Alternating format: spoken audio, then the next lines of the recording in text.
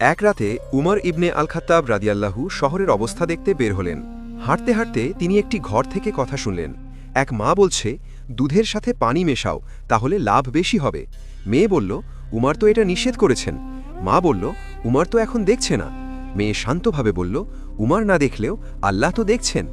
এই কথা শুনে উমর রাদিয়াল্লাহু গভীরভাবে নীরব হয়ে গেলেন। এরপর কিছু দূরে গিয়ে তিনি দেখলেন এক মা চুলায় হাঁড়ি বসিয়ে রেখেছে, ভেতরে শুধু পানি ফুটছে আর শিশুরা ক্ষুধায় কাঁদছে। উমর রাদিয়াল্লাহু জিজ্ঞেস করলেন, হাঁড়িতে কি রান্না হচ্ছে? মা কষ্টভরা কণ্ঠে বলল, কিছুই না, শুধু পানি ফুটাচ্ছি, যাতে বাচ্চারা মনে করে খাবার হচ্ছে, কাঁদতে কাঁদতে ঘুমিয়ে পড়বে। এই কথা শুনে উমর রাদিয়াল্লাহু কেঁদে ফেললেন। তিনি দৌড়ে গিয়ে নিজের কাঁধে খাবার নিয়ে এলেন, নিজ হাতে রান্না করে বাচ্চাদের খাওয়ালেন। পরদিন তিনি সেই সৎ মেয়েটিকে খুঁজে বের করে নিজের ছেলের সাথে বিয়ে দিলেন। এই ঘটনা আমাদের শেখায়, আল্লাহকে ভয় করে সততা রাখা এবং মানুষের কষ্ট বুঝে সাহায্য করাই সত্যিকারের ঈমান।